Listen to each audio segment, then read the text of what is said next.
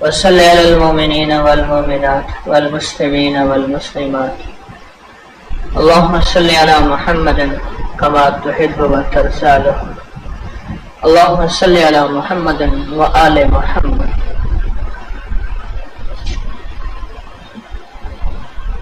زندگی کا سفر جاری ہے، کٹ جائے گا، اور ایک یاد رکھیں گے، دو طرح کے سفر گزارنے ہیں، یا سسکتا سفر، ایسا سفر جس میں سسک نہ ہو، حسرتیں چاہتیں دل کے دل میں رہ گئیں، حسرتیں چاہتیں دل کے دل میں رہ گئیں. اور ایک وہ سفر ہو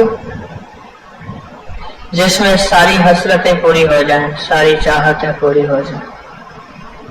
ہو نہیں سکتی، کیونکہ حسرتیں چاہتیں تو جنت میں پوری ہوں گی، حسرتیں چاہتیں تو پوری ہونے کا جہان جنت ہے. پر زندگی کا وہ سفر لاجواب ہوگا.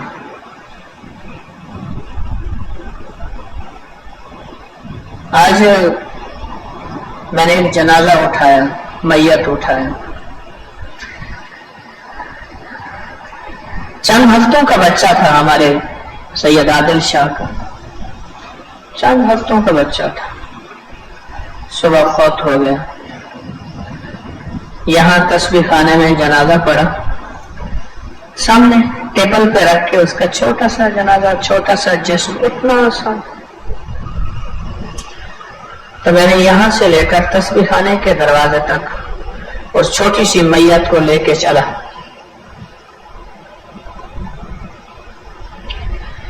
اسے میں نے چند میسج دیے، اسے چند پیغام دیے. میں آپ کو پیغام سناتا ہوں.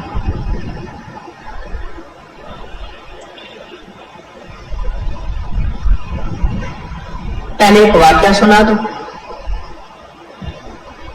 پھر آپ کو اس پیغام کی سمجھ آئے گی. مالک بن دینار رحمۃ اللہ علیہ ایک اللہ والے تھے، لیکن اس زندگی سے پہلے اور زندگی تھی. جب شراب کا پیالہ ہاتھ میں لیتے تھے، چھوٹی سی بچی تھی جس سے انہیں بہت محبت تھی، بہت پیار تھا. وہ پیالے کو ہاتھ مارتی تھی، پیالہ گرا دیتے تھے. اسے اتنی محبت تھی کہ غصہ نہیں آتا تھا، اس سے اتنا پیار تھا کہ غصہ نہیں آتا تھا.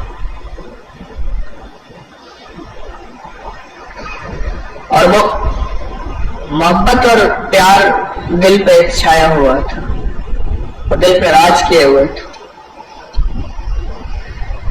زندگی کے دن رات ان محبتوں میں گزر گئے.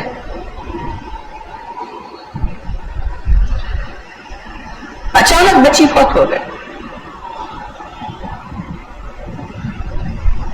اور ان کو وہ غم ہوا کہ بس اس کی موت ان کی زندگی کی تبدیلی کا ذریعہ بن گئی، اور ان کی زندگی میں تبدیلی آ گئی. اور یہ اللہ کے ولی بنے، اور اتنا کہ کسی چیز پہ قسم اٹھا لیتے تھے اللہ سے، تو میرا اپنی کریم اپنی رحمت سے قسم کو پورا کر دیتا تھا. لوگ ان سے آ کے دعائیں کراتے تھے، اللہ سے یہ مانگتے تھے، اور میرا رب اپنی رحمت سے ساری مرادیں پوری کر دیتے تھے. انہوں نے خواب دیکھا، ایک انوکھا خواب دیکھا کہ اعلان ہو گیا ہے کہ قیامت آ گئی ہے. اور قیامت کا ایک منظر ہے، نفس نفسی یوم یفر المرء من اخیہ وامہ وابیہ وصاحبتہ وبنیہ لکل امرئ یومئذ شأن یغنیہ. بھائی نہ تو کام آئے گا نہ کوئی فرزند، عرصہ نہیں کھل جائے گا جب آنکھ ہوئی بند. وہ کام کرو جس سے خدا ہوئے رضامند، ہوشیار کے ہونا ہے تمہیں خاک کا پیوند۔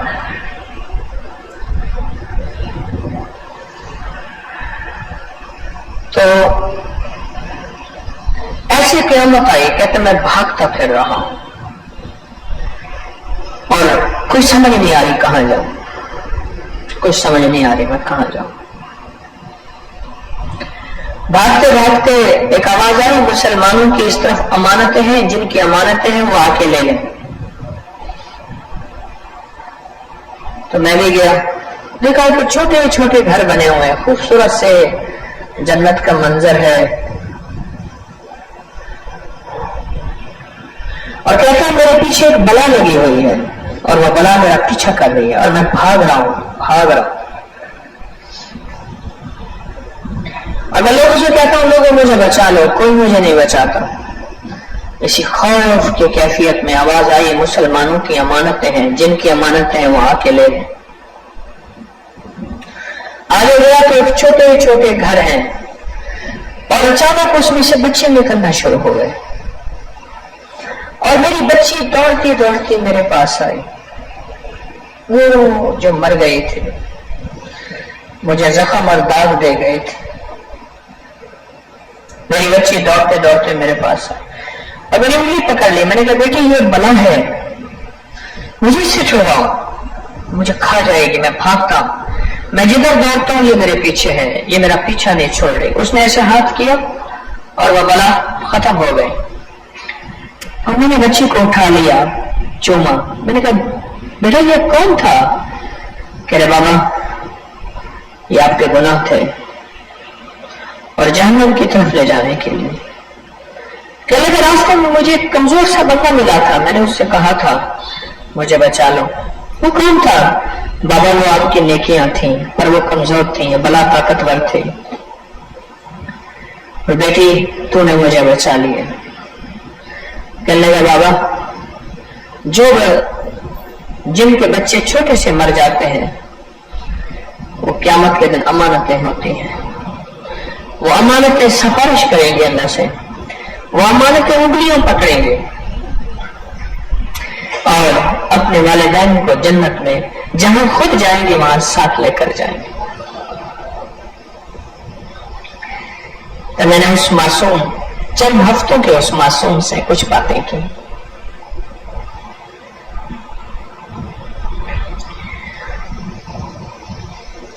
ابھی جامع الفت بھرانا تھا،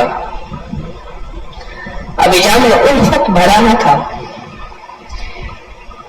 کہتے دست ساکی چھلک پڑا، رہے دل کی دل میں حسرتیں، جو قضا نے آ کے مٹا دیا، میری بے کسی پہ راہ گزر، نہ تو چین اپنا خراب کر، تجھے کیا خبر کہ میں کون ہوں، تحقیق کس نے سنا کے۔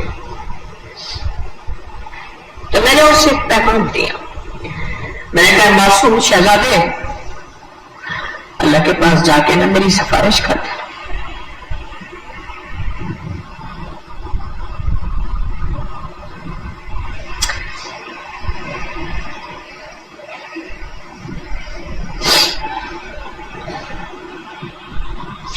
جس طرح تو معصوم تھا اور تیرا خاتمہ ایمان پہ ہوا، اس طرح میرا خاتمہ بھی ایمان پہ ہو، اور اللہ سے سفارش کرنا اللہ دنیا آخرت کی رسوائیوں ذلت و حلتوں سے بچائیں۔ میں نے اس کو بہت دعائیں کا کہا، ایک معصوم سی میت تھی، 2-3 کلو اس کا 4 کلو وزن، بس اتنا سا اور زیادہ نہیں تھا، بالکل چھوٹا سا، چند ہفتے چند دنوں کا بچہ بیٹا۔ تو مجھ سے پوچھنے لگے کہ میں حضرت مرشد کے نام پہ نام رکھنا چاہتا ہوں، خواجہ سید محمد عبداللہ۔ تو میں نے کہا عبداللہ نام رکھے، میسج پہنچتا ہے یاد رکھے، پیغام پہنچتے ہیں، روایات میں آتا ہے کہ یہ جو میتیں ہیں ان کو احساس بھی ہے، ادراک بھی ہے، یہ ہمارے آنے کو سنتے بھی ہیں، آہتوں کو سمجھتے بھی ہیں، اور اللہ کے علم میں سے اللہ انہیں علم دیتا ہے، اور یہ اپنے اللہ کے دیے ہوئے علم میں سے انہیں سمجھ آتی ہے کہ میرے گھر والے کس حالت میں ہے، مجھے کیا پیغام دیا، مجھے کیا چیز ملی۔ ایسا نہیں ہے، روحوں کا ایک جہان ہے، روحوں کا ایک نظام ہے۔ معصوم چھوٹا شہزادہ بالکل معصوم، اس کا خاتمہ ہوا بھی ایمان پہ، اس کے خاتمے ایمان کے بارے میں کیا شک کر سکتے ہیں؟ اس کو میں نے بہت سے میسج دیے، بہت سے پیغام دیے، قبر پہ تدفین ہوئی، میں نے مٹھیاں ڈالی اور پھر قبر پہ کھڑے ہو کے دعا کی۔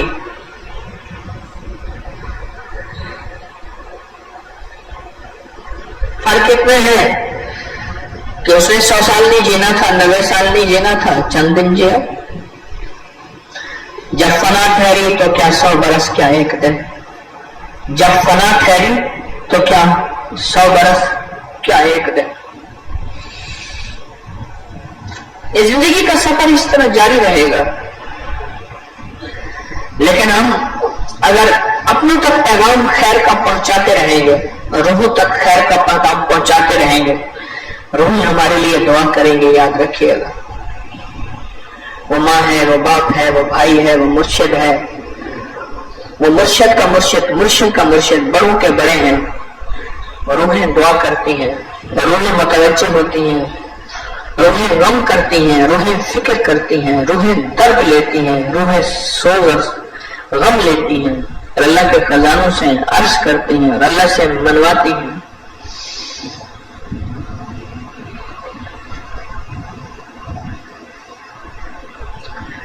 اگر ہمارا سفر روحوں کی زندگی کے بغیر ہوا، کہ ہمارا روحوں سے تعلق ہی نہ ہوا، نیک ارواح نے ہمارے لیے دعائیں نہ کی، اگر ہمارا سفر نہ ہوا تو ادھورا سفر ہوگا، نامکمل سفر ہوگا۔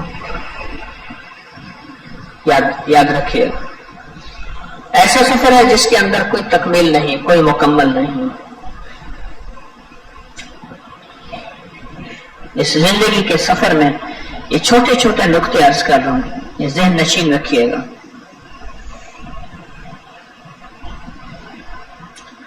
آپ جس کو پڑھ کے ہدیہ دیتے ہیں، جس کو پڑھ کے ہدیہ دیتے ہیں، وہ قرآن کا ہے، تلاوت کا ہے، تسبیح کا ہے، یا ایک بار کلمے کا ہے، یا ایک بار درود پاک کا ہے، جس کو پڑھ کے ہدیہ دیتے ہیں، جس کو پڑھ کے ہدیہ دیتے ہیں، ہدیہ پہنچتا ہے۔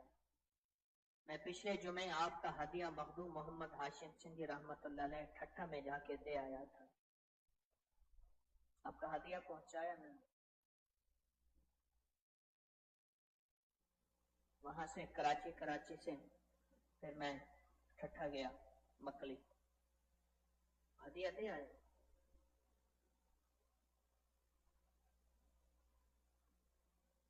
یہ عمل پرتاثیر ہے کہ اولا کر 3 دفعہ درود شریف پڑھیں، 1 دفعہ سورۃ فاتحہ بسم اللہ کے ساتھ، 3 دفعہ سورۃ قل هو اللہ بسم اللہ کے ساتھ، اور ان کی روح کو ہدیہ کریں۔ اس عمل کے اندر طاقت ہے، تاثیر ہے۔ ایسا نہیں کہ یہ عمل وہ ہے جس عمل کے اندر کچھ بھی نہیں ہے، یہ عمل ہے، اور اس سے کام بنتے ہیں، اور اس سے مشکلیں ٹلتی ہیں، اور اس سے ناکامیاں دور ہوتی ہیں، اور اس سے زندگی کے مسائل حل ہوتے ہیں، ناکامیاں دور، مشکلیں حل ہوتی ہیں۔ اسی طرح درود شفا ہے، اللہم صلی علی محمد عبدک و رسولک وصلی علی المؤمنین والمؤمنات والمسلمین والمسلمات۔ درود شفا کے اندر اپنی ایک طاقت ہے، درود شفا میں ایک تاثیر ہے، کمال ہے۔ درود شفا میں وہ لفافہ دکھانا، خالی اس میں کچھ اور کاغذ تو نہیں۔ درود شفا میں ایک اپنی طاقت ہے، ایک اپنی تاثیر ہے، ایک اپنا کمال ہے۔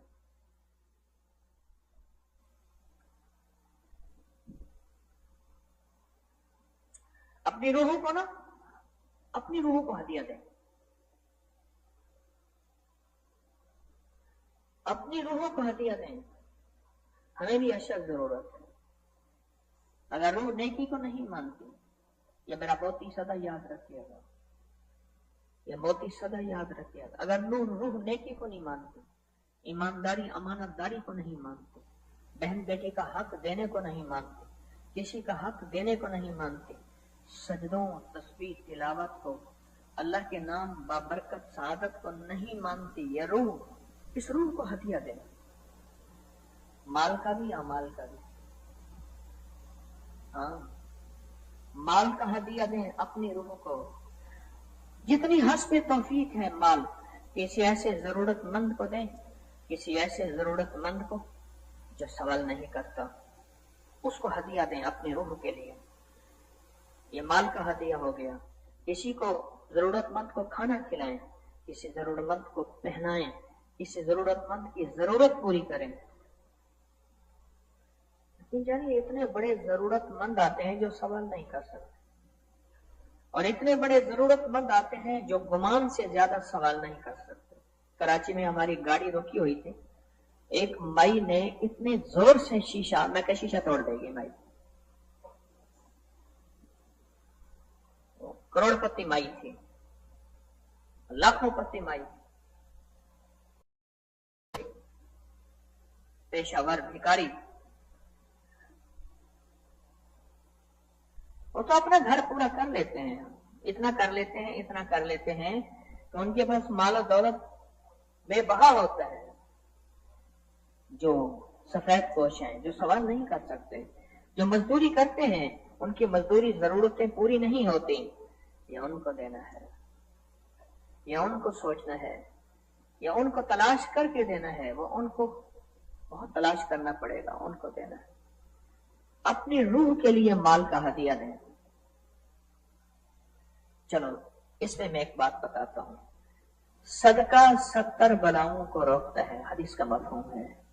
ایک اور حدیث کا مفہوم ہے، صدقہ 70 برائیوں اور گناہوں کے دروازے بند کرتا ہے. آپ اپنے لیے صدقہ کیوں کرتے ہیں؟ اس لیے کہ بلائیں آپ سے ٹل جاتے ہیں. اپنی ذات کو مال کا ہدیہ دیں، اپنی ذات کو اعمال کا ہدیہ دیں. کلمے کے تسبیح پڑھ کے اپنی روح کو ہدیہ کریں. اے روح، تیری مرضی، تیری مہربانی ہے، یہ ایک کلمہ ہے، یہ ایک درود ہے، یا قرآن ہے، یا فلاں ذکر ہے، یا سورۃ اخلاص ہے، یا قل ہو اللہ ہے، فلاں چیز ہے. اے روح، یہ تجھے ہدیہ دیا ہے، تیری مہربانی، تو مان جا، تو مان جا. چلو آپ کو پھر سمجھ نہیں آئی اور مجھے بھی نہ آئی تو میں ایک اور چیز سمجھاتا ہوں. مریض کو آپ کہتے ہیں کھا لے، کہہ رہا میرا دل نہیں کرتا. دل کھاتا ہے یا زبان میں؟ منہ کھاتا ہے یا دل کھاتا ہے؟ وہ کہتا ہے میرا دل نہیں کرتا. اچھا تھوڑا سا کھا لیں، کہہ رہا میرا دل نہیں کر رہا، کہ میرا جانے کو دل نہیں کر رہا، میرا اٹھنے کو دل نہیں کر رہا، میرا سونے کو دل نہیں کر رہا، میرا کھانے پینے کو دل نہیں کر رہا. تو دل کپڑے پہنتا ہے، پہننے کو دل نہیں کر رہا. دل پانی پیتا ہے، دل کھانے کھاتا ہے، میرا دل نہیں کر رہا. اسی دل کو مال کا بھی ہدیہ دینا ہے کہ دل تو چاہ لے، دل تو چاہ لے. تیری چاہت سے میرا جسم چاہے گا، اگر دل تو نے نہ چاہا تو میرا جسم بھی نہیں چاہے گا. اسی دل کو منوانے کے لیے، جو دل کہتا ہے میرا دل نہیں کرتا، اسی دل کو منوانے کے لیے میری منت، میری درخواست، اور اس میرے موتی پہ غور کیجیے گا. اس دل کو منوانے کے لیے کہیں دل یہ تجھے ہدیہ ہے، چلو اب تیری مہربانی، منہ کھاوے تے آنکھ شرماوے، یہ تجھے اور ہدیہ دیتا ہوں. یہ مال کا ہدیہ ہے، یہ اعمال کا ہدیہ ہے، یہ تسبیح کا ہدیہ ہے، یہ ذکر کا ہدیہ ہے. تو مان جا، تو مان جائے گا. میری زندگی کے صدیاں بہترین، ہزاروں سال بہترین گزر جائیں گے. تو مان جا. اس دل کو منوائیں، اس دل کو منوائیں. یہ دل مانے گا تو بات بنے گی، اور دل اگر نہیں مانے گا بات نہیں بنے گی. یاد رکھیے گا. اپنی ذات کے لیے اپنی ذات کو ہدیہ دیں. ایک دفعہ قل ہو اللہ، 3 دفعہ قل ہو اللہ، ایک دفعہ کلمہ پڑھ کے اپنے آپ کو دے دیں. اپنے دل کو کہیں دل تجھے میں ہدیہ دیتا ہوں، روز تحفے بھیجتا ہوں تجھے، روز گفٹ دیتا ہوں، تو مان جا، اب تو مان جا، اب تو مان جا. اس دل کو منوائیں. اور دل جب مانے گا، دل جب مانے گا، دل جب مانے گا، پھر کیا ہوگا؟ میرے ساتھ گاڑی میں کراچی میں ایک صاحب بیٹھے ہوئے تھے، کہنے لگے میری اماں معذور تھیں، والدہ معذور تھی، تو میں والدہ کو لے کے جو ہے وہ حج پہ گئے، مریض تھے، عمرے پہ گئے، تو والدہ نے کہا میں خود طواف کروں گی، مجھے اللہ ہمت دے گا. ہم نے روکا، بڑا کہا کہ نہیں میں خود طواف کروں گا. تو کہنے لگے کہ والدہ کو جو ہے ہم نے کہا ٹھیک ہے، ہم سامنے بیٹھے ہیں. ایک چکر پہ والدہ نظر آئیں، دوسرے پہ، تیسرے پہ والدہ گم ہو گئے. اب پتہ نہیں والدہ کہیں گر گئیں، ہسپتال میں اٹھا کے لے گئے، ایمرجنسی میں لے گئے، کہاں لے گئے. اب ہم نے والدہ کو تلاش کرنا شروع کیا، مطاف میں تلاش کیا، جہاں طواف ہوتا ہے وہاں نہ ملی، حرم میں ادھر تلاش ادھر تلاش کرتے کرتے جب ہر طرف سے مایوس ہو گئے تو کہنے لگے نفل پڑھ کے جو میں، وہ بندہ کہنے لگا رویا، اتنا رویا کہ میں نے انوارات دیکھے، نور دیکھے، نور کی تجلیاں دیکھی، اور مجھے احساس ہوا کہ کوئی حضوری ہے، اور ایسی حضوری ہے کہ جس کو میں آج زندگی میں پہلی دفعہ میں نے اس حضوری کو پایا ہے. اتنی دعاؤں میں لذت، اتنی دعاؤں میں کیفیت، اور آنکھوں سے انوارات، نور، آنکھوں سے دیکھا جو آج تک کتابوں میں پڑھا تھا یا سنا تھا. گاڑی کے پیچھے وہ صاحب بیٹھے ہوئے تھے، مجھ سے کہنے لگے وہ حضوری پھر مل سکتی ہے؟ میں نے کہا کیسے؟ میں نے کہا اس کے لیے اماں کا گم ہونا ضروری ہے. کیوں؟ اماں جو گم ہوئی تھی اور وہ دل مستر تھا، دل مستر، دل مستر، بے چین دل، اور بے چین دل کی بے چینی سے مانگی جانے والی دعا، بے چینی سے مانگی جانے والی دعا، وہ دعا ایسی تھی جس نے عرش کو جا کے ہلایا اور دل کو ہلایا، اور آنکھوں سے پردے ہٹے، اور اللہ کی نورانیت کا سچا نور جو کعبہ کے اوپر برس رہا تھا وہ آنکھوں سے دیکھا. لیکن اس کے لیے اماں کا گم ہونا ضروری ہے. یعنی کیا؟ وہ گم ہونا یوں ضروری ہے اماں کا کہ اماں کے گم ہونے سے جو بے چینی اور درد اور تکلیف اور اندر سوز وہ اٹھا تھا، اور اس کیفیت میں جو دعا مانگی تھی اس دعا سے فیصلے عرش سے ہوئے. وہ دعا اصل تھی، وہ دعا اصل. اپنے آپ کو نہ بھولیں، کبھی کبھی اپنے لیے تھوڑا سا وقت نکال لیا کریں، کبھی کبھی اپنے لیے تھوڑا سا ٹائم نکال لیا کریں، اور اپنے آپ کو بیٹھ کے ہدیہ دیا کریں. یہ مراقبہ کیا ہے؟ یہ اپنے آپ کو ہدیہ دینا تو ہے تنہائیوں میں. یہ مراقبہ اپنے آپ کو ہدیہ دینا تو ہے. اپنے دل کا تصور کر کے میں یہ تصور کر رہا کہ عرش الہی سے نور میرے دل پہ آ رہا اور میرا دل اللہ اللہ اللہ کہہ رہا. یہ مراقبہ اپنے آپ کو ٹائم دینا تو ہے. یہ مراقبہ اپنے آپ کے دل کو بھرنا تو ہے. اور کیا ہے؟ اس مراقبے میں تھوڑا سا وقت دیا کریں اور چلتے پھرتے اپنے آپ کو ہدیہ کیا کریں، اپنے آپ کو ہدیہ کیا کریں. مجھے ایک صاحب کہنے لگے گالیاں بہت دیتا ہوں. میں نے کہا زبان کو ہدیہ کرو، مال کا اور اعمال کا. زبان کو ہدیہ کرو. غیبت ہے زبان کو ہدیہ کرو، جھوٹ ہے زبان کو ہدیہ کرو. اس زبان کو سچ پہ لانا ہے، اس زبان پہ ذکر جاری کروانا ہے، درود جاری کروانا ہے. اس زبان کو ہدیہ کرو، پڑھ پڑھ کے کلمہ، درود، قرآن، تسبیح، نفل، اعمال، کوئی صدقہ، کوئی خیرات، کوئی کھانا، کسی کو پہنانا، کسی کی ضرورت پوری کرنا، اس زبان کو ہدیہ کر. جب اس زبان کو ہدیہ کرے گا یہ زبان بولے گی. ایک حاضری ہوئی، ایک جن آیا. ایسے جنات کی حاضری ہو جاتی ہے جن کو میرے تابع تو نہیں. حاضری ہوئی تو جن آیا. میں نے پوچھا اس پہ کیوں تو نے اس پہ کیوں قبضہ کیا ہوا ہے؟ اس نے کہا میں نے اس کی زبان باندھی ہوئی ہے. کیوں باندھی ہوئی ہے؟ اس نے کہا میں نہیں چاہتا کہ یہ اللہ کا ذکر کرے. ذکر بہت کرتا ہے، میں نہیں چاہتا یہ درود، کلمہ، تسبیحات، اعمال کرے. میں نہیں چاہتا، لہٰذا میں نے اس کا دل باندھا ہوا ہے، اس کی زبان باندھی ہوئی ہے. اور جب اس کا دل اور زبان باندھی ہے تو یہ کچھ نہیں بول سکے گا. دنیا کی باتیں کر لے گا، دنیا کی باتیں کر لے گا، لیکن یہ ذکر اذکار کرتے ہوئے اس کی زبان بند ہو جائے گی. دنیا کی باتیں کر لے گا.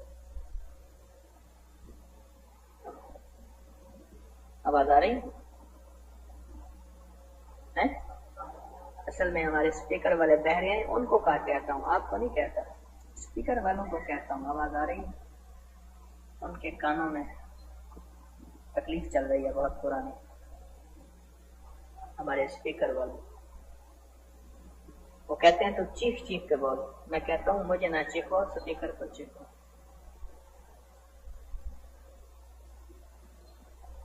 کیا بات کر رہا تھا؟ زبان باندھی ہوئی ہے کہتے ہیں، زبان باندھی ہوئی. جب کہتے ہیں زبان، دیکھیں اسپیکر والوں کے کان کھل رہے ہیں، دیکھیں سو رہے ہوتے ہیں. حالانکہ اسپیکر والے کا والیوم پہ ہاتھ ہوتا ہے. میرا والیوم بہت اونچا ہو تو وہ نیچا کر دے، میرے نیچے ہو تو اونچا کر دے. سو رہے ہوتے ہیں. ہمارے یہاں ایک قوم ہے جو تسبیح خانے کے ساتھ نسبت ہے، ان کی آنکھوں میں نیند ہے. ایک خاص قوم ہے، ان کی تسبیح خانے کے ساتھ نسبت ہے، ان کی آنکھوں میں نیند ہے. اللہ جانے کہاں کہاں سو جاتے ہوں گے، اللہ ہی جانے.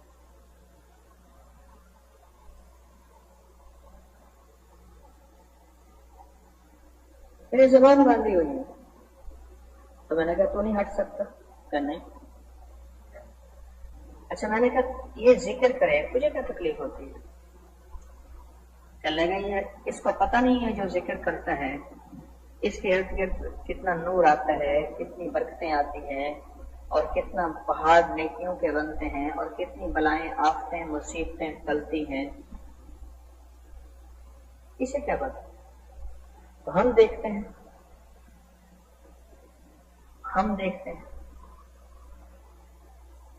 تو میں نے کہا یہ پھر ذکر کیسے کرے گا؟ اسے ذکر تو کرنا ہے، اللہ کبھی نہیں کرے گا. اچھا میں نے پوچھا سلام علی نوح فی العالمین پڑھے ہوئے ہو؟ کہ لگے یہ نہ پڑھو. میں نے اسے پوچھا، ایسے جن کی حاضری تھی، جیسے کوئی بندہ کلام پڑھتا ہے تو جن آ جاتا ہے، ہو جاتا ہے. تو میں نے پوچھا کہ سلام علی نوح فی العالمین جانتے ہو؟ ارے یہ نہ بولو. میں نے کہا اگر بولوں تو اس کا دل کھل جائے گا. اب خاموش. اس کی زبان جو باندھی ہے کھل جائے گی. سلام علی نوح فی العالمین.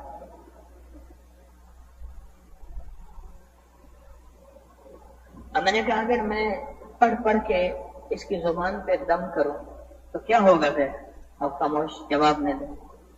میں کہا ٹھیک ہے نہیں بولتے، میں پڑھنا شروع کرتا ہوں. میں نے سانس روک کے سلام علی نوح فی العالمین، یہ میں نے سانس روکا ہوا ہے. سلام علی نوح فی العالمین، سلام علی نوح فی العالمین، سلام علی نوح فی العالمین، سلام علی نوح فی العالمین، سلام علی نوح فی العالمین، سلام علی نوح فی العالمین. سانس روک کے نا اس پہ جب دم کیا تو دم چیخ نکلے.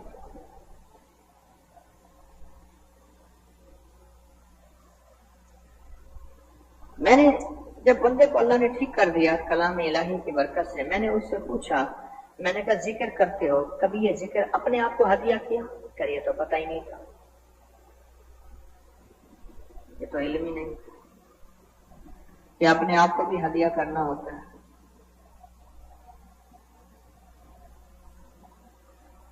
یہ حقیقت بتا رہا ہوں، یقین جانیے کہ اگر آپ اپنے آپ کو ہدیہ کریں، اپنے آپ کو ہدیہ کریں، اپنے دل کو ہدیہ، اپنی زبان کو ہدیہ، اپنے کانوں کو ہدیہ، اپنی آنکھوں کو ہدیہ کریں، تو اس کا جو سب سے زیادہ فائدہ ہوگا، آپ کو سب سے زیادہ فائدہ ہوگا وہ یہ ہوگا کہ آپ کا دل کرے گا، آپ کا دل کرے گا۔ ہمارے ایک دوست ہیں، وہ دو چیزیں نہیں کھا سکتے، اور ان کو دیکھتے ہی نہیں ایسی کڑھاہٹ ہوتی، ایک کیچپ ایک دہی، کیچپ ہوتا ہے اور ایک دہی، ان کو دیکھتے ہی ایسی طبیعت خراب ہوتی ہے۔ ہمارے امریکہ میں عرفان صاحب ہیں، انڈا کھائیں نا ان کا پیٹ میں مروڑ لگ جاتی ہے، ویسے بھی اکثر رہتی ہے، ان کے پیٹ میں مروڑ لگ جاتی ہے۔ انڈا صرف قاعدے پہ دیکھیں، مجھے کہنے لگے اے بی سی والا قاعدہ ہے نا، اے بی سی والا قاعدہ، اس میں جو ای ایگ ہوتا ہے کیا ہوتا ہے؟ ای سے ایگ، کہنے لگے وہ قاعدے پہ اگر میں دیکھوں تو میرے پیٹ میں تکلیف ہوتی ہے دیکھنے سے۔ اپنی آنکھوں کو اتنا ہدیہ کریں کہ وہ اللہ کے غیر کو دیکھے تو تکلیف شروع ہو جائے، کیچپ کو دیکھے تو تکلیف، دہی کو دیکھے تو تکلیف، کیسی عجیب بات ہے۔ انہوں نے کہا کیچپ، ایک جگہ ہم گئے تو کہنے لگے میرے لیے اگر آپ نے برگر بنوانا ہے تو خیال کرنا کیچپ، اور ایک برگر کے ساتھ دوسرا برگر لگا تھا تو اس پہ ریسرچ ہو رہی تھی کہ اس پہ کوئی کیچپ کا ذرہ تو نہیں لگ گیا، حلال حرام کی پہچان ہو رہی تھی، جیسے حلال، حالانکہ حلال میں جیسے نا حلال حرام کی پہچان ہوتی ہے، کیچپ۔ اور وہ ہمارے دوست کہتے ہیں کہ کیچپ اور دہی کی طرف زیادہ دیر میں نہیں دیکھ سکتا، اور دوسرے دوست کا بارے میں بتایا کہ وہ کہتے ہیں میں انڈے کو دیکھوں تو میری پیٹ میں تکلیف ہو جاتی، انڈے کو صرف فوٹو دیکھوں، انڈے کا تصویر دیکھوں۔ جب اپنی روح کو ہدیہ دیں گے، اپنی روح کو ہدیہ دیں گے، اپنی روح کو ہدیہ دیں گے، تو پھر زندگی کا سفر ایسے ہوگا کہ ایسی چیزیں جس سے اللہ کے حبیب ناراض ہوتے ہیں، میرے کملی والے ناراض ہوتے ہیں، ان کو دیکھیں گے ایسی طبیعت میں گھبراہٹ، کراہٹ، اکتاہٹ، گھبراہٹ، کراہٹ، اکتاہٹ، کراہٹ، گھبراہٹ اور اکتاہٹ شروع ہو جائے گی۔ اب حیران ہوں،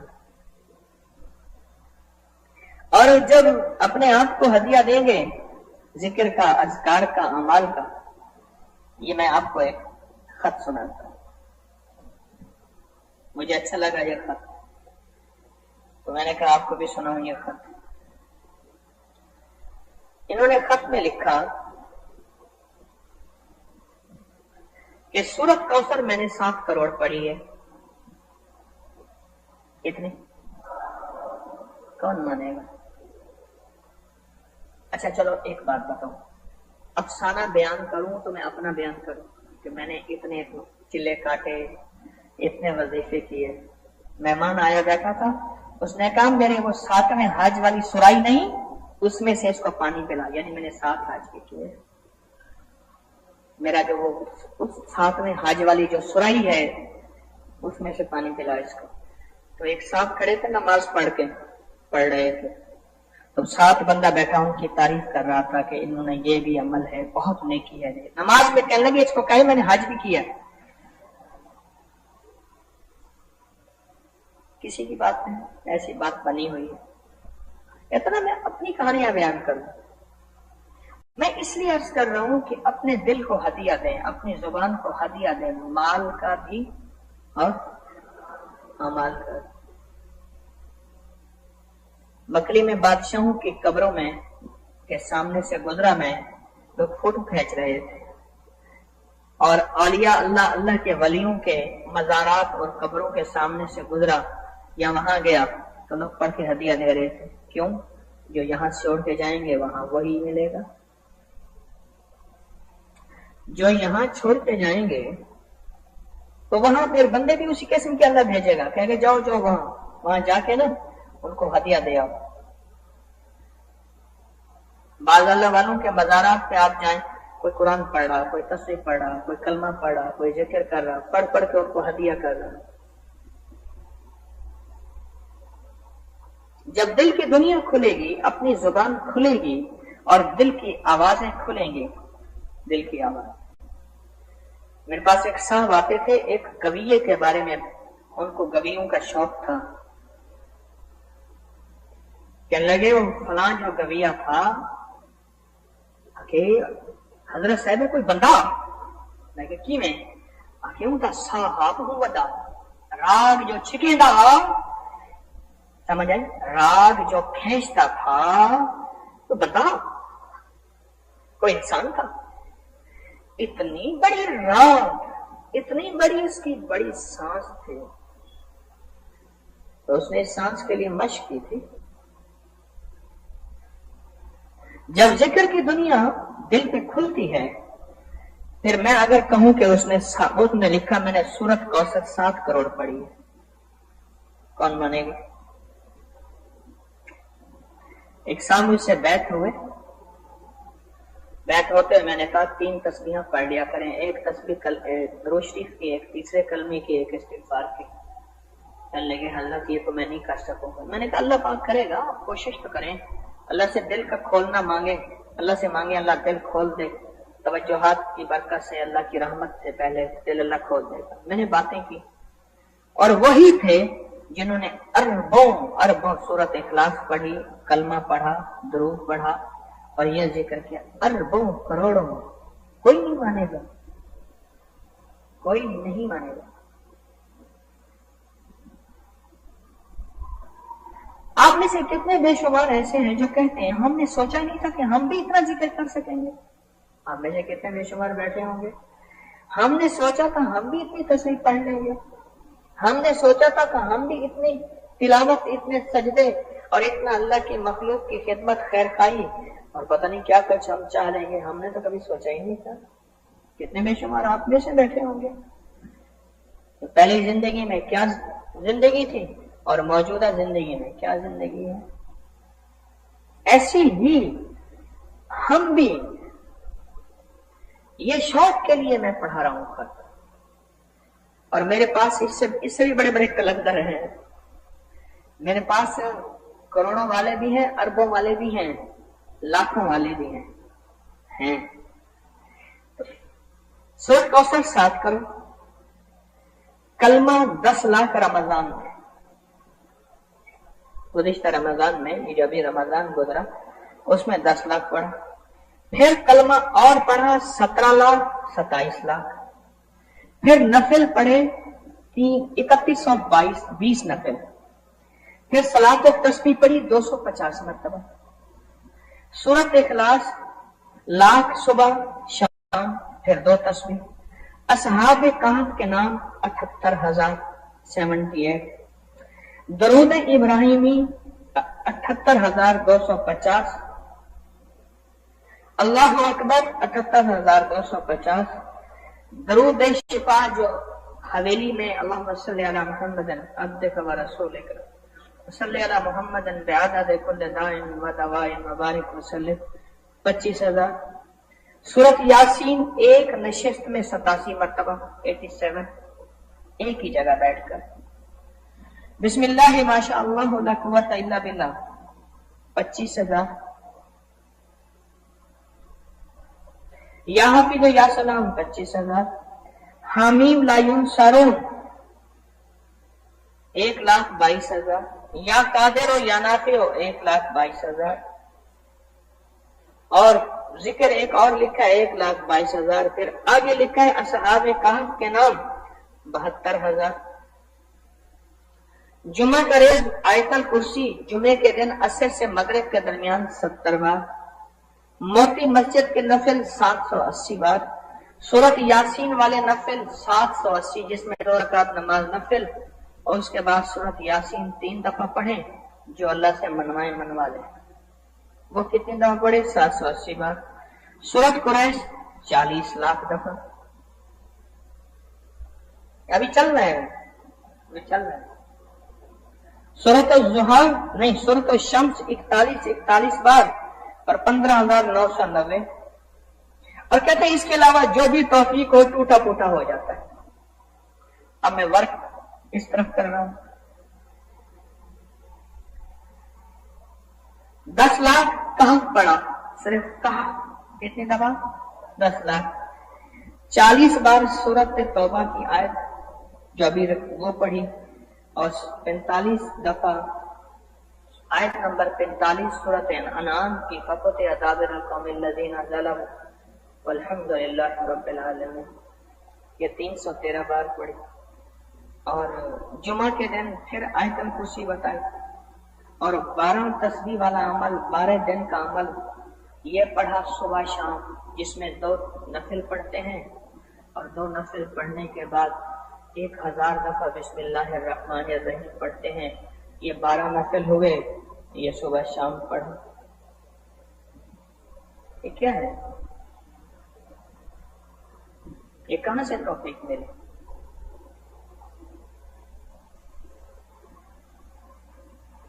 ये कहां से मिला? कहने लगे ताजा था, ताजा नाम ताजदीन था, तो उसने एक मरियल सी गाय को बेहतरीन अंदाज से सेट किया और बेचा, और हर दफा गाय के बारे में कहता था रब्बो लबी है, यानी कुदरती ऐसे मिल गई है, वरना यह तोहफा मिलता नहीं है। किराड़ से, हिंदू से उसने सौदा किया। हिंदू को कहने लगा मैं करता हूं, मेरे मुंह में जितने चांदी के सिक्के आए डाल दे गाय तेरी। उसने मुंह ऐसे गौर से देखा, समझदार था बनिया, उसने मुंह में कितने आएंगे।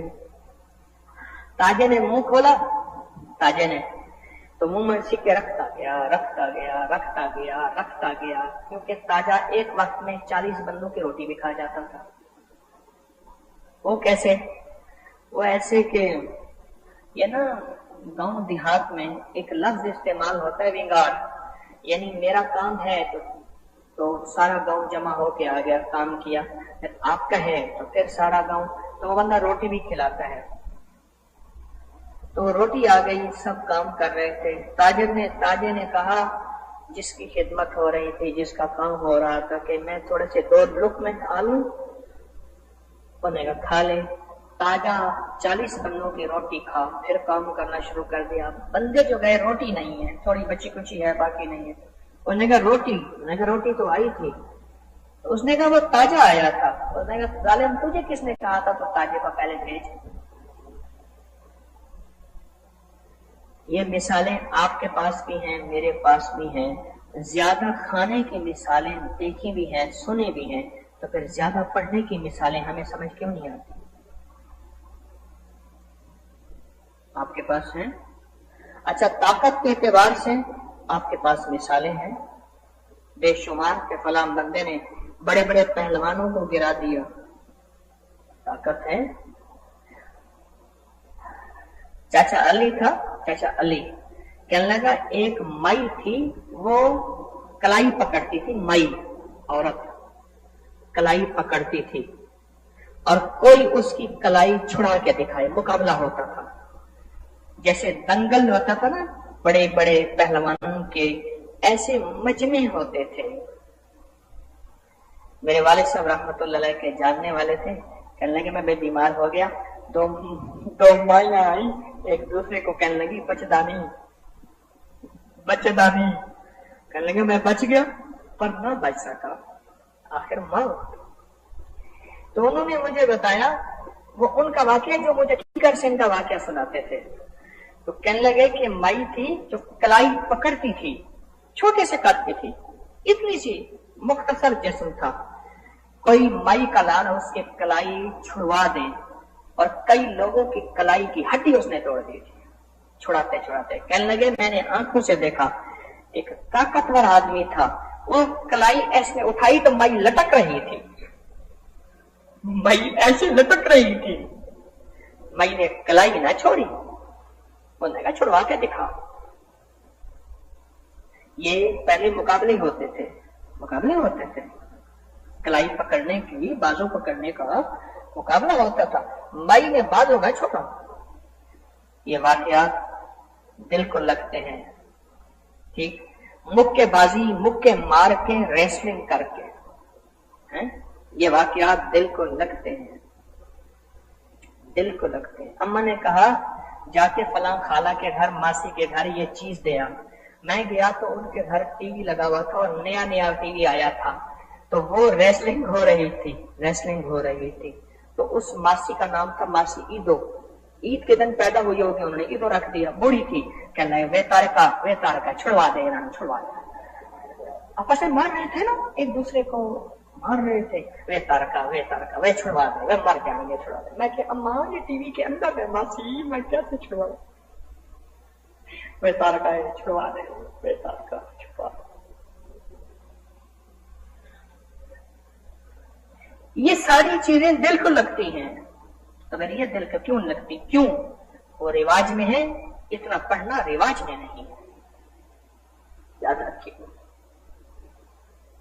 جس بیٹی کے بارے میں کہتے ہیں نا کہ حضرت دعا فرمائیں، یہ بیٹی کی شادی ہو رہی ہے، میں اسے ایک نصیحت ضرور کرتا ہوں، سسرال میں جا کے زیادہ دیر مصلی میں نہ بیٹھنا، زیادہ دیر تلاوت نہ کرنا، اگر ذکر کرنا تو ہونٹ نہ ہلیں، کیونکہ میرے پاس اس پہ طلاقیں بھی ہوتی ہوئی ہیں، اس پہ جھگڑے بھی ہوئے ہیں، اس پہ گھروں میں۔ کیوں؟ اتنی دیر مصلی پہ بیٹھی ہمارے اوپر جادو کر رہی ہے، اتنی دیر تسبیح قرآن پڑھ رہی ہے، کچھ عمل کر رہی ہے، سارا دن اس کے ہونٹ ہلتے ہیں، دیکھو ہمارا فلاں نقصان ہو گیا، اس کی وجہ سے ہوا۔ کیوں؟ ڈریسنگ میں گھنٹوں، ڈریسنگ میں سنگھار کے لیے گھنٹوں کھڑا ہونا، کچن میں کھانے کے لیے گھنٹوں کھڑا ہونا، ساری چیزوں میں گھنٹوں، یہ رواج میں ہے۔ اور کون سی چیز رواج میں نہیں؟ مصلی پہ اور تسبیح پہ گھنٹوں بیٹھنا رواج میں نہیں۔ اب میں کیا کروں؟ رواج میں نہیں، اس لیے میں ان کو کہتا ہوں، نصیحت کرتا ہوں، میں کہہ رہا ہوں اپنی بیٹی کو کہیں یہ زیادہ دیر مصلی پہ نہ بیٹھے، کیوں؟ تسبیح خانے کی نسبت سے اسے تسبیح مصلی ملا ہے، زیادہ زبان نہ ہلے اور زیادہ دیر قرآن نہ پڑھے۔ جب گھر والوں کا ماحول اپنے موافق بنا لے پھر ان کو بھی بٹھائے اور خود بھی بیٹھے۔ میری بات سمجھ رہے ہیں؟ گھر والوں کا ماحول موافق بنا لے پھر بیٹھے۔ اتنا کھانا سمجھ آتا ہے، وزن اٹھانے والے اتنے لوگ، اتنی کہانیاں کہ اتنا وزن اٹھاتے ہیں، یہ سمجھ آتا ہے۔ پکڑائی، پکڑ، ریس اور بھاگنے والے اتنی سپیڈ سے سمجھ آتے ہیں، اتنے عمل والے سمجھ کیوں نہیں آتے؟ رواج سے یہ بات چلی گئی ہے، رواج سے چلی گئی کہ اتنا ذکر بھی ہو سکتا ہے، اتنی تسبیح بھی ہو سکتی ہے، اتنا اللہ کا نام بھی لیا جا سکتا ہے، اور اتنا کلمہ بھی پڑھا جا سکتا ہے، اور کروڑوں ذکر کیا جا سکتا ہے، اور سورت کوثر 7 کروڑ پڑھی جا سکتی ہے۔ رواج میں نہیں ہے، ایک، اور دوسرا اپنے دل کو ہدیہ نہیں کیا، اپنے من کو ہدیہ نہیں کیا، اپنی زبان کو ہدیہ نہیں کیا، اعمال کا اور مال کا جب ہدیہ کریں گے پھر یہ دل کھلے گا اور یہ دل بولے گا، کھلے گا اور بولے گا خود بخود، اور ایک پل میں دل خود اتنا ذکر کرے گا، اتنا ذکر کرے گا۔ ایک شخص مجھ سے کہنے لگے میرا دل جاری ہے، کسی کو علم نہیں، قلب جاری ہے، ایک دھڑکن میں میرا دل 10,000 دفعہ کلمہ پڑتا ہے۔ کس کو سمجھ آئے گی؟ ہاں، یہ سمجھ آ جائے گی کہ روشنی کی رفتار 1,86,000 میل فی سیکنڈ ہے۔ ہاں، یہ نیوٹن کا قانون ہے، یہ آئنسٹائن کا ہے، یہ فلاں انگریز کا ہے، یہ فلاں سائنس کا ہے، یہ سمجھ آئے گی، کیونکہ یہ بول رواج میں، یہ پڑھنا رواج میں، یہ سننا رواج میں، اس کتاب کو دیکھنا رواج میں، اس کے لیے سکول کے سلیبس پڑھنا، پیسے دینا رواج میں، اور ایک دل کی دھڑکن پہ 10,000 دفعہ کلمہ پڑھا جائے، یہ کیسے سمجھ آئے گا؟ میں اپنی باتیں نہیں بتا رہا، میں لوگوں کی باتیں بتا رہا ہوں۔ اللہ مجھے اور آپ کو یہ کیفیت نصیب کر دے، یہ کیفیت نصیب کر دے، قسمت والے کو مل جائے۔ اس کے لیے اپنے دل کو ٹارگٹ بنائیں، دل زندہ تو نہ مر جانا، یہ زندگی تعبیر ہے تیرے جینے سے۔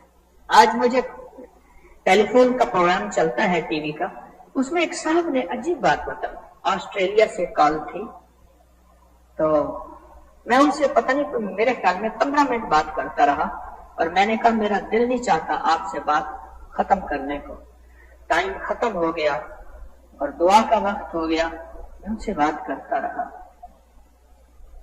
کہنے لگے کہ جو یہ بیٹری والا عمل ہے، بیٹری والا عمل میں 21 دفعہ صبح شام پڑھتا ہوں،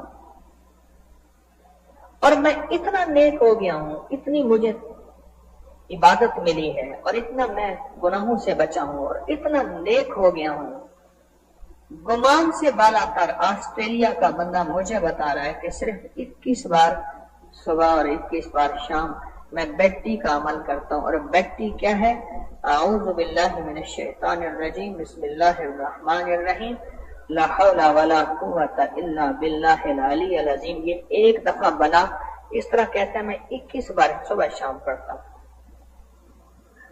مجھے کہنے لگے کہ دعا کریں، یہ وظائف مجھے بتائیں، میری زندگی میں میرے ساتھ چلیں۔ میں نے کہا میرا حصہ کمیشن رکھ۔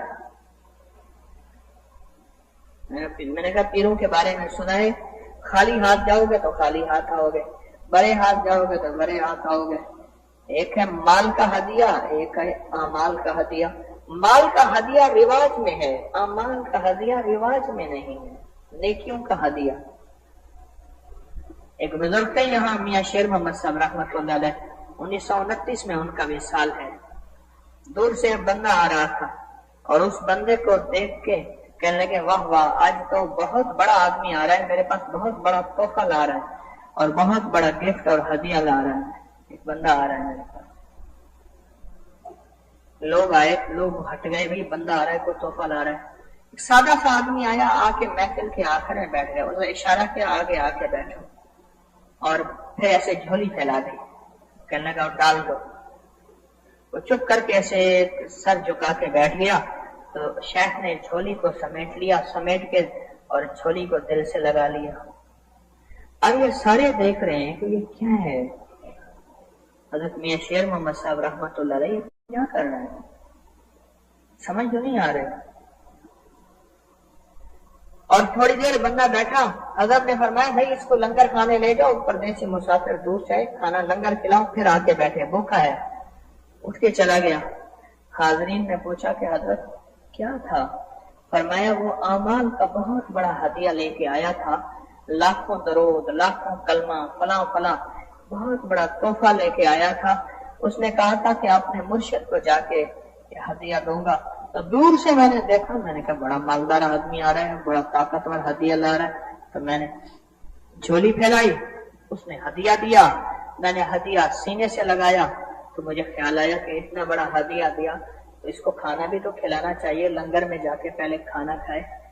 یہ ہدیوں کا رواج تھا بڑوں کے ہاں، یہ ہدیوں کا رواج تھا، اعمال کے ہدیوں کا رواج۔ مال کا ہدیہ بھی جائز ہے، دے سکتے ہیں، ہدیہ دینا سنت ہے میرے آقا کا، میں اس سے کہاں انکار کر سکتا ہوں۔ پر میں ہدیہ دینے سے محبت بڑھتی ہے، سلام کرنے سے محبت بڑھتی ہے، محفل میں جگہ بنانے سے، کسی کے لیے جگہ بنانے سے محبت بڑھتی ہے، بڑھتی ہے، بڑھتی ہے۔ یہ ہدیہ ہے، لازم ہے، لیکن جو رواج میں نہیں، میں اس کا تذکرہ لازم کر رہا ہوں۔ جو چیز رواج میں نہیں ہے تو اپنے آپ کو تو ہدیہ دیں اور دوسروں کو بھی ہدیہ دیں، کام بن جاتے ہیں۔ آپ چاہتے ہیں کہ کروڑوں درود، کروڑوں کلمہ، کروڑوں کوثر، کروڑوں اخلاص، کروڑوں کروڑوں کروڑوں چاہتے ہیں؟ کیا خیال ہے؟ اچھا پتہ نہیں، کیا پتہ ہمارے مرنے کے بعد دروازے بند ہو جائیں، ہمیں کوئی یاد ہی نہ کرے، ہمیں کوئی یاد ہی نہ کرے۔ اماں ابا کے مزار پہ جاتا ہوں تو وہاں سے واپسی پہ آتا ہوں تو پرانی پتلی اینٹ کی کچھ قبریں ہیں اینٹیں ہی گھل گئی ہیں، لال لال سرخی بنی ہوئی ہے، اینٹیں ہی گھل گئی ہیں. یہ پرانی اینٹیں جو شاہی قلعے پہ لگی ہیں، جنہیں نانک شاہی اینٹیں کہتے ہیں، اینٹیں ہی گھل گئی ہیں. قبر بتاتی ہے کسی رئیس اعظم کی قبر تھی، کسی مالدار کی قبر تھی، کسی بڑے کی قبر تھی، اور اس دور میں بڑے شان سے اس کو بنایا تھا. قبر بولتی ہے اینٹیں ہی گھل گئی، اینٹیں ہی ختم ہو گئی. ایک گورکن تھا، گورکن تو وہ روزانہ قبریں کھود کے رکھتا تھا. میتیں آئیں گے، بڑا قبرستان تھا بغداد کی، تو روزانہ قبریں کھود کے رکھتا تھا. اس نے قبریں کھودی تو ایک دم اسے غنودگی آئی، تو دیکھا تو دو گھوڑ سوار آئے ہیں. ایک کے ہاتھ میں کاغذ قلم ہے، ذرا غور سے سنیے گا، سونے والے بھی جاگنے والے بھی. ایک کے ہاتھ میں کاغذ قلم ہے. دوسرا پوچھ رہا اس قبر کے بارے میں. اس نے کہا یہ قبر جو ہے انگوٹھے سے انگلی تک، یعنی اتنی تنگ قبر ہے، انگوٹھے سے انگلی تک. اس نے کہا یہ قبر اتنے گز لمبی ہے، اتنی ہے. اس نے کہا یہ قبر تحت نظر ہے. اب یہ گورکن کہنے لگا کہ حیران ہوا گورکن، اب دیکھیں کہ جو انگلی سے انگوٹھے کے درمیان والی قبر ہے، اس میں کون آتا ہے، اس پہ کون آتا ہے، اور وہ قبر جو چند گز چوڑی ہے، اس میں کون آتا ہے، اور وہ قبر جو تحت نظر ہے، اس میں کون آتا ہے. تھوڑی دیر ہوئی، ایک جنازہ آیا اور اسے چند لوگوں نے اٹھایا ہوا تھا. اس نے کہا یہ ایک مسجد کا مؤذن تھا، خدمت کرتا تھا مسجد کی، تو یہ اس کا جنازہ ہے. انہوں نے کہا یہ قبریں کھودی ہوئی ہیں، ان میں سے کوئی ایک قبر چن لیں. ایک بندہ کہنے کا یہ قبر ٹھیک ہے، اور وہ قبر تھی جو گزوں بہت کشادہ تھے. انہوں نے اس میں دفن کر دیا. اب یہ سوچنے لگا کہ یہ قبر جو سب سے تنگ ہے، اس پہ کون آئے گا، جو سب سے تنگ ہے اس پہ کون آئے گا، اور جو تحت نظر ہے اس پہ کون آئے گا. تھوڑی دیر ہوئی، ایک جنازہ آیا، اسے 4-5 بندوں نے جنازے کو لیا ہوا تھا. اس نے کہا جی قبر، اس نے کہا جی یہ 3 قبریں تھیں، آج ایک تدفین ہو گئی ہے، 2 بچی، ان میں سے چن لیں. انہوں نے وہ قبر چنی جو تحت نظر تھی. پردیسی، ہاں، چڑھ چنا تو کر روشنائی، چڑھ چنا تو کر روشنائی تے ذکر کریں دے تارے ہو. لالا دے وچ پھرن نمانے، باغاں دے وچ پھرن نمانے تے لالا دے ونجارے ہو. شالا کوئی مسافر نہ تھی وے تے کاک جنا تھئی بھارے ہو. شالا کوئی مسافر نہ تھی وے تے کاک جنا تھئی بھارے ہو. تاڑی مار اڈانا باہو واسی آپے اڈن ہارے ہو. وہ اس کو اس قبر میں دفن کیا جو تحت نظر ہے. اب کہنے لگا کون بدقسمت آئے گا اس قبر میں جو انگوٹھے اور انگلی کے درمیان اتنی چوڑی ہے. تھوڑی دیر ہوئی، شور اٹھا، دھول اٹھی، ہٹو بچی اٹھی، کلمہ شہادت، شور اٹھا، اور پتہ چلا کہ شہر کا ایک رئیس اعظم ہے، اس کی بیوی کی قبر ہے، میت ہے. اور آ کے کہنے لگے قبر. اس نے کہا یہ 3 قبریں تھیں، یہی قبر ہے. ان کا بہت بہترین ہے. اس قبر میں دفن کر کے چلے گئے. اور وہ حسرت سے غور کر بیٹھا، کبھی اس قبر کو دیکھتا ہے جو گزوں، کبھی اس قبر کو دیکھتا ہے جو تحت نظر ہے، کبھی اس قبر کو دیکھتا ہے کہ جس میں خود جگہ ہی نہیں.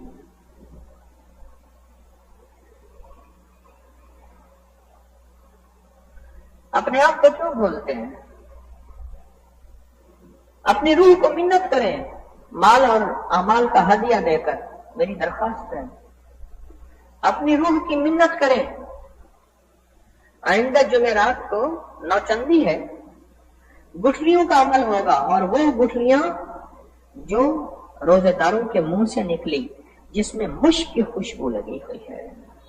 اس کی خوشبو، ہاں، اور میں روزے دار کی منہ کی بو اللہ کے ہاں مشک کی خوشبو سے زیادہ ہے، اور فرشتے آ کے اس منہ سے منہ لگاتے ہیں اور منہ سے فیض حاصل کرتے ہیں. ہم کیا کرتے ہیں؟ ہر رمضان میں روزے دار جو گٹھلیاں، ان گٹھلیوں کو جمع کرتے ہیں، پھر ان کو پانی سے ابالتے ہیں، پھر ان پہ تیل لگاتے ہیں. وہ گٹھلیاں، ان گٹھلیوں کا عمل ہوگا آئندہ جمعرات سے. اور پھر آپ حیران ہوں گے کہ جس ہاتھ میں وہ گٹھلی آئے گی، مٹھی بھر کے جس ہاتھ میں آئے گی، وہ ہاتھ کبھی خالی نہیں ہوگا. اس ہاتھ کی لکیروں میں رنگ بھر جائے گا، کوسے قضا کا. اس ہاتھ کی لکیروں میں، کہتے ہیں نا کہ قسمت کی لکیریں، رب چاہے تو ان لکیروں کو قسمت کی بنا دے، وہ اللہ کے امر میں ہے.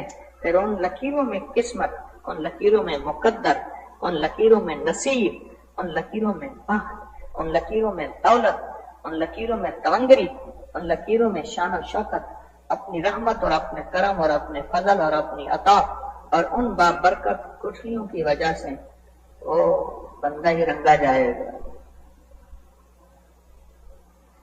اپنا تو خیال کریں. اگر اپنا خیال کریں گے اور اپنا خیال کریں گے، میرے خیال میں بات بن جائے گی. اپنا خیال کریں اور تلاش کریں کہ کون کون سے موقع آ رہے ہیں. جیسے ابھی حزب البحر کا موقع آ رہا ہے. اور آج ایک اور چیز بتا دوں، یہ آج کے میں نے اس پروگرام میں بھی بتائی ہے.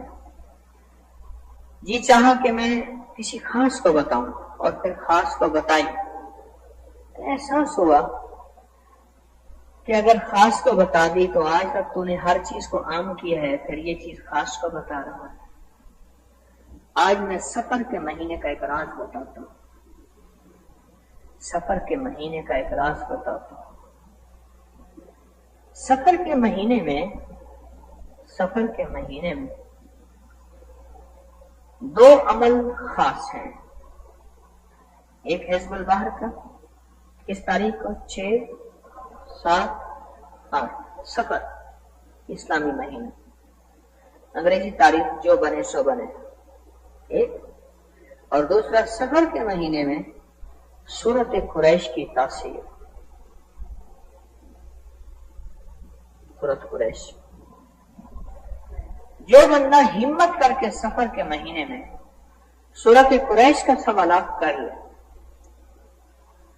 اور 3 سفر کے بعد کون سا مہینہ ہے؟